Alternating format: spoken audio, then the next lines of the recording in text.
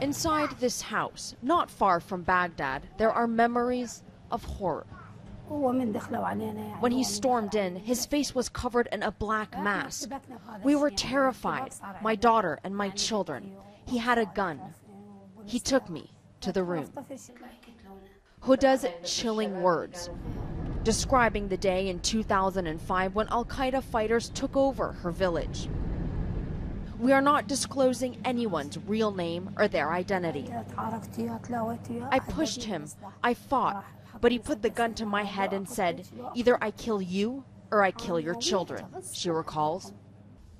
He raped her on the bed she once shared with her husband. She tells us the man came back. He was always masked and she never knew his name. We were imprisoned, she says. He threatened to cut her head off if she left the house. Huda's husband had been killed a year earlier, one of many victims of the bloodletting that was rampant in this part of Iraq. They had 5 children, whom the fighter would beat and lock in a room as he attacked their mother. And not even they were immune.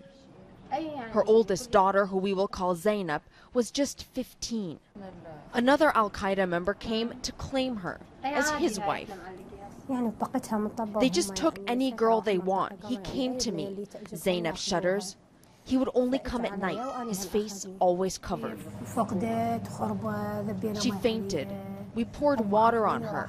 Her mother remembers of that night. They finally left. She was a disaster, and I couldn't scream for the neighbors.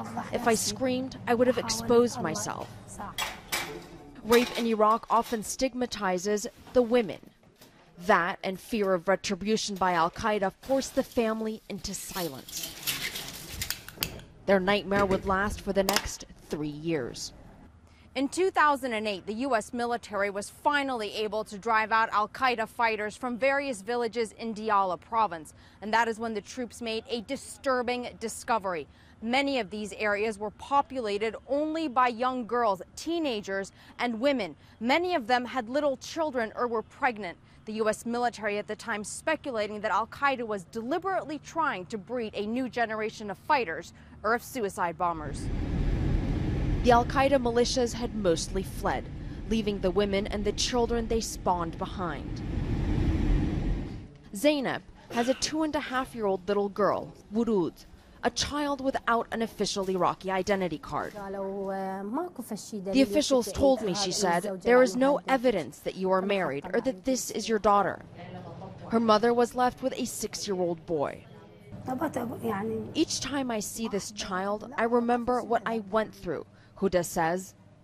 It's hard to love him, but then I remember he is innocent. No one knows how many children were conceived in such a horrific way, the offspring of a warped and brutal ideology. Arwa Damon, CNN, Diyala Province.